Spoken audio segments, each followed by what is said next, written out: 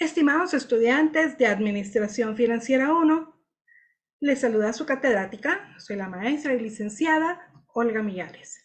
En esta oportunidad vamos a ver un pequeño resumen de la importancia de los indicadores financieros para la gestión financiera de una empresa.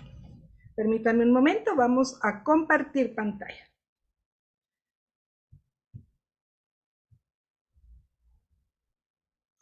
Muy bien. En primer lugar, tenemos lo que le llamamos los indicadores financieros. Este es un pequeño mapa conceptual. En él quiero enseñarles lo que es las 5 razones financieras que vamos a ver dentro de este curso. ¿Para qué sirven las razones financieras o indicadores financieros? Pues sirven para analizar el desempeño empresarial en el área económica. Con ellas, nosotros podemos determinar si necesitamos solicitar un financiamiento. Si tenemos costos demasiado altos de producción o costos de venta muy altos, si tenemos una buena rentabilidad de la empresa o no. En general, podemos evaluar la gestión administrativa de la empresa en función de las razones financieras. Las 2 primeras que ya vimos son las razones de liquidez y las razones de actividad. Las razones de liquidez nos dan un parámetro que nos permite evaluar si contamos con el suficiente dinero para hacerle frente a las obligaciones inmediatas de la empresa, las que son a corto plazo. Las razones de actividad tienen que ver con el desempeño de la gestión administrativa de la empresa durante un periodo. Aparte de que miden el grado de liquidez y la eficiencia de los activos, también nos dicen si se han incrementado los ingresos y las utilidades. Las razones de deuda miden la proporción de los activos que se encuentran financiados por terceros, sean proveedores, acreedores, instituciones financieras, inversionistas, accionistas preferenciales u otras personas. También tenemos las razones de rentabilidad. Las razones de rentabilidad nos dicen cómo se relacionan las ganancias por ventas y en relación con lo que es la inversión que desarrollaron los socios capitalistas. Las razones de mercado establecen la gestión de la empresa en cuanto al riesgo y rendimiento en las empresas que cotizan en la bolsa de valores. Es decir, las razones de mercado no las vamos a aplicar a empresas que no están cotizando o no se venden en sus acciones en la bolsa de valores. Tenemos este cuadro comparativo de las 2 razones de liquidez que vimos en el curso. La primera es la liquidez corriente. Tiene que ver con los activos corrientes que son fácilmente monetizables o convertibles a efectivo. Y los pasivos corrientes, que son los pasivos a corto plazo o las deudas que tenemos a un plazo menor de 1 año. ¿Cómo se calculan? Pues el activo corriente se divide dentro del pasivo corriente y obtenemos una razón. Esta razón nos dice cuántos dólares nosotros tenemos disponibles para hacerle frente a cada dólar que debemos. En la prueba ácida siempre consideramos los activos corrientes, pero les restamos el inventario. ¿Por qué? Porque quizás podemos contar con un inventario que es perecedero, que puede convertirse en obsoleto fácilmente, que quizá el inventario no sea tan fácilmente vendible y convertible a efectivo. Por ende, para la prueba ácida, al activo corriente le restamos el inventario y a ese resultado lo dividimos sobre el pasivo corriente. Allí nos da una diferente razón financiera que nos dice qué porcentaje de dólares o cuántos dólares o porcentaje de dólares tenemos disponible por cada dólar que debemos. Este es un parámetro bastante importante si nosotros dudamos de las operaciones de la empresa en cuanto a su liquidez.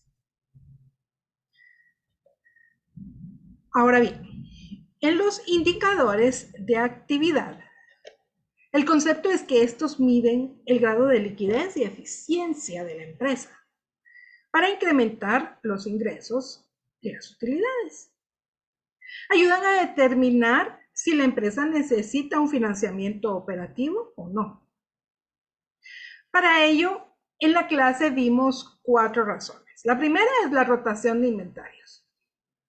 Esta nos dice cuántas veces se rota el inventario durante el año, pero también lo podemos poner en relación a los días que pasa un inventario en la bodega antes de ser vendido.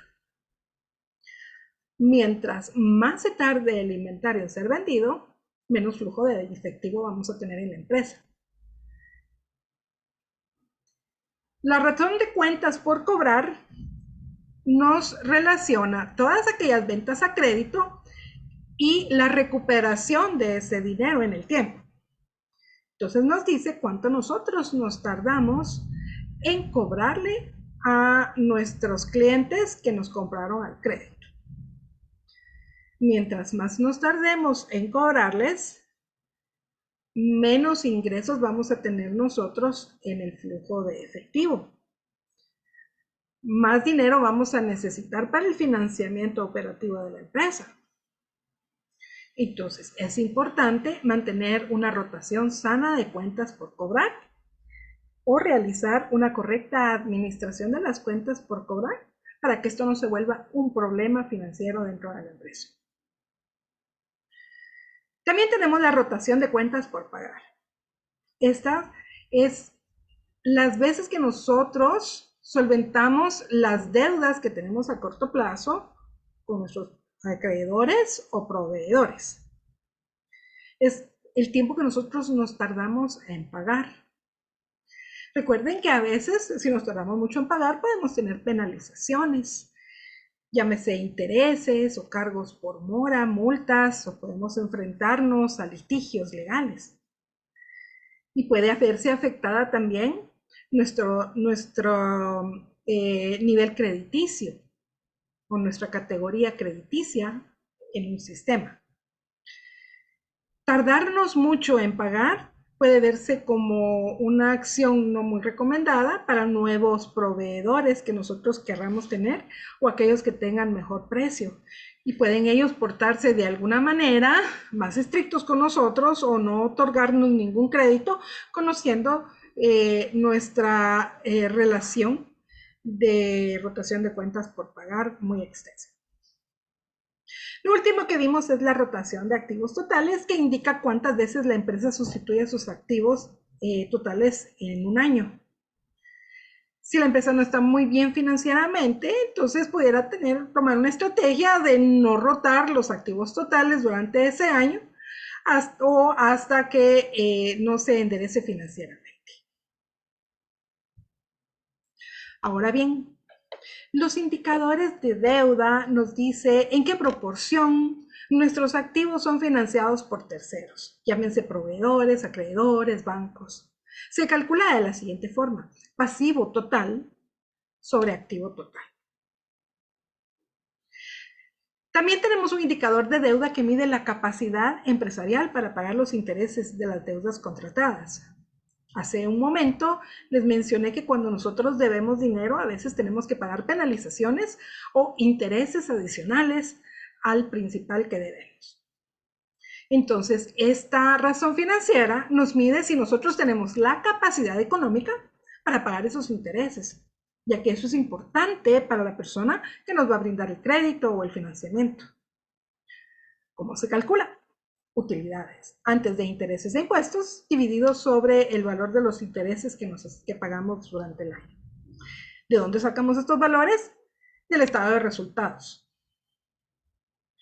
La última razón de deuda es la que mide la capacidad de cubrir los pagos fijos, como impuestos, el principal más intereses de una deuda, los arrendamientos, dividendos de acciones preferentes y cualquier otro pago fijo que nosotros nos hayamos comprometido mediante algún contrato, sea de hecho o de palabra, dentro de la empresa. Para esto nosotros tomamos información de lo que es el estado de resultados de la empresa. En el denominador de esta ecuación o de esta razón vamos a tener la utilidad antes de intereses e impuestos. A ella le vamos a sumar los valores de arrendamiento, cualquier otro pago fijo que nosotros tengamos que hacer dentro de la empresa. Ese resultado lo vamos a dividir. Dentro de los intereses, más el pago del arrendamiento, más aquellos pagos de principal, más intereses que nosotros tengamos en cuotas bancarias o de otros acreedores, más los costos de depreciación. Y todo eso, más los dividendos que le tengamos que pagar a las acciones preferentes, a las accionistas preferenciales. Y esto lo vamos a multiplicar por 1 dividido 1 menos t.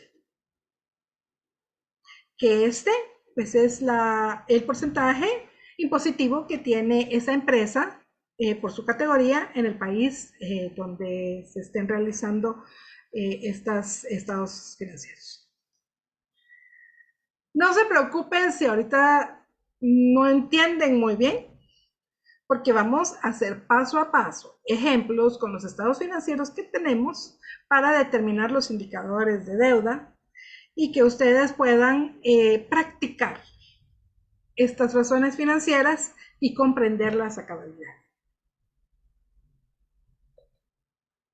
Ahora bien, para las razones de rentabilidad, tenemos en primer lugar los estados de resultados de formato común.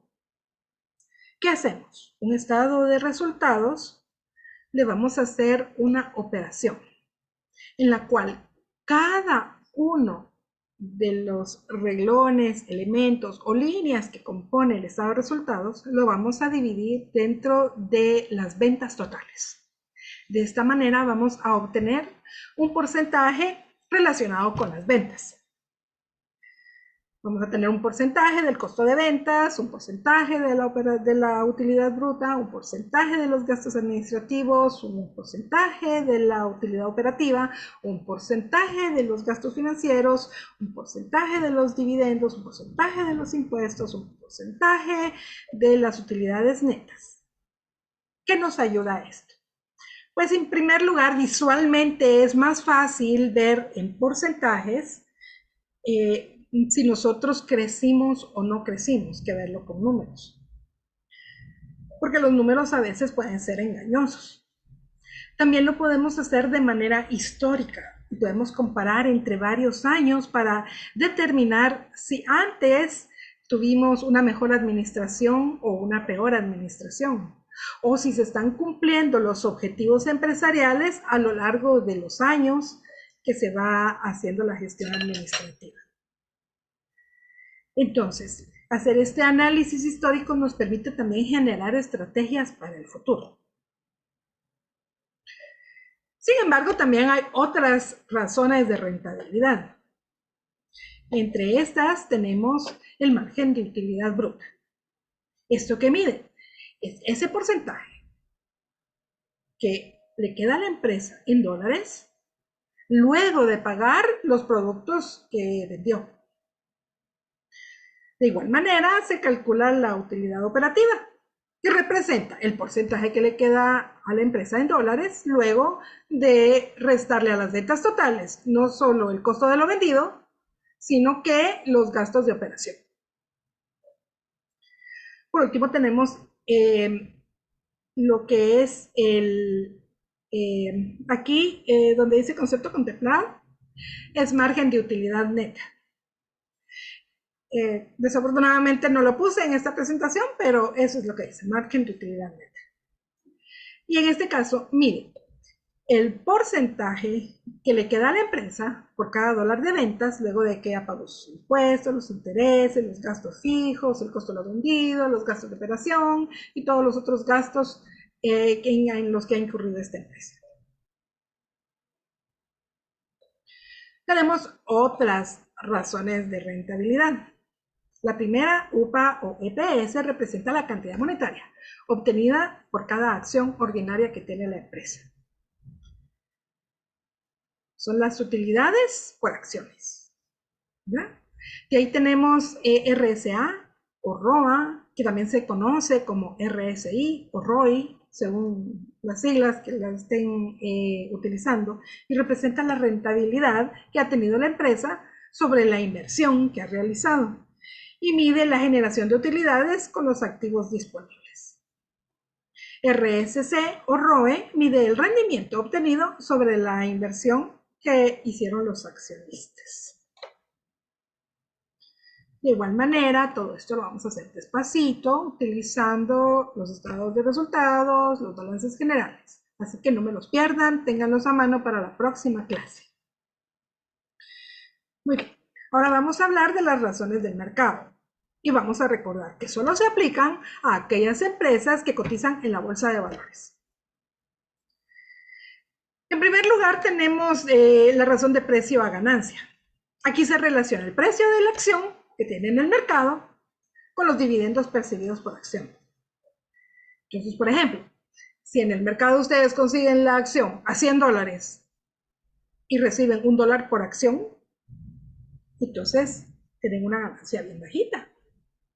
Pero si la acción vale $100 y reciben, qué sé yo, 10 o 15 dólares por acción, pues puede ser una ganancia más considerable, puede ser interesante. Ahora bien, recordemos aquí riesgo-beneficio. Mientras más seguro es la buena administración de la empresa, más bajitas van a ser las ganancias. Mientras más incierta sea la administración, más riesgo, entonces más alto va a ser las ganancias. Entonces, es de jugársela, es como una apuesta, ¿verdad? Entonces, ¿cuál es la importancia de esta razón? Que siendo el precio por acción y los dividendos unidades que son patrimoniales, esta razón refleja el crecimiento esperado y el retorno del patrimonio. Ahora tenemos el valor de mercado a valor en libros. ¿Esto qué quiere decir? Que a veces las acciones en el mercado tienen un valor, pero cuando nosotros las compramos, tiene otro valor que registramos en los libros contables de la empresa. Entonces, este valor, pues la expectativa es que crezca, que el valor que yo tenga en libros sea menor, que yo la haya comprado barata y que ahorita se esté cotizando alta en el mercado. Eso es lo que yo esperaría. Son las expectativas que tienen los participantes del mercado sobre sus ganancias y flujos de caja potencial. Pero ¿y si fuera al revés? Que el valor de mercado es muy bajito y el valor en libros es alto, pues sería pérdida para nosotros, porque no nos podemos deshacer por el momento de esas acciones a menos que decidamos perder. Entonces, aquí es un punto de referencia para los descuentos por depreciación. También permite comparar la sobrevaloración o subvaloración de las compañías similares y puede calcularse incluso en empresas con utilidades negativas. Y ahí tenemos una razón financiera que se llama Tobin-Skew. Y esta determina, en caso de inflación, el costo de reponer activos. Y considera también la reducción de costos por los avances tecnológicos. Ahora bien, normalmente, ¿verdad? Los avances tecnológicos como que botan los precios. Digamos que yo compré hace un año el celular más avanzado tecnológicamente y en este año ya está como en un celular, en la categoría de un celular de gama media. Ya no es el más avanzado, ya la tecnología me ganó. Entonces, si yo quisiera comprar un celular parecido al que tenía el año pasado, quizás el costo de ese celular sea menor que el que yo pagué originalmente.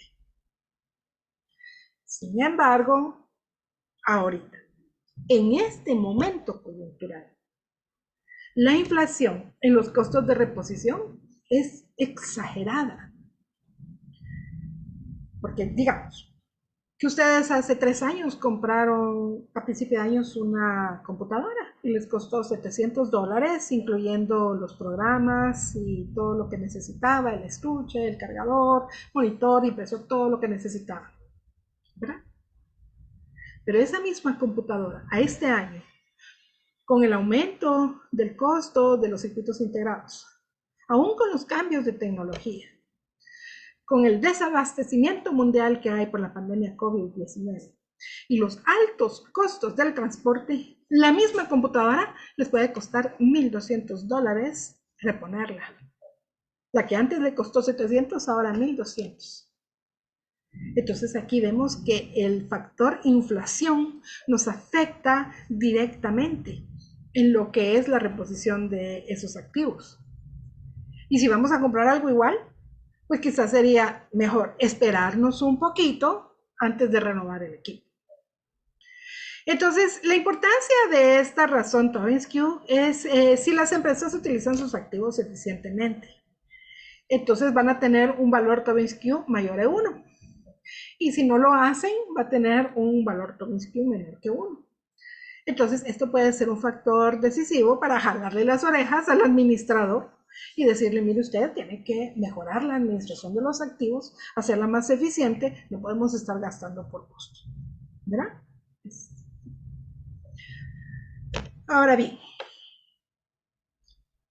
como resumen final, los indicadores financieros contribuyen a conocer la salud financiera de la empresa.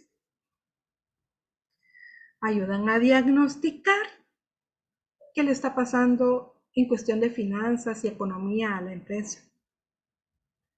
Permiten analizar aquellos elementos que están incidiendo directamente en los resultados financieros.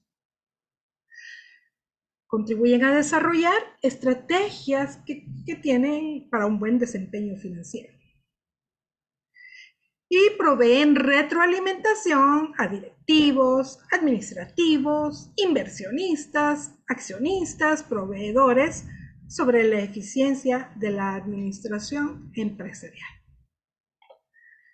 Bueno, hasta aquí esta presentación. Muchas gracias por verla.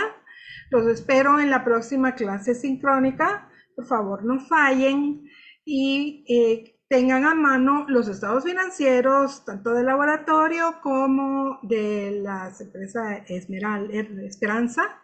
Adicionalmente, una calculadora, lápiz y papel, para que juntos podamos hacer esta clase muy interactiva y podamos comprender a cabalidad todas estas razones financieras. Que estén muy bien y mucho gusto de saludarlos. Adiós.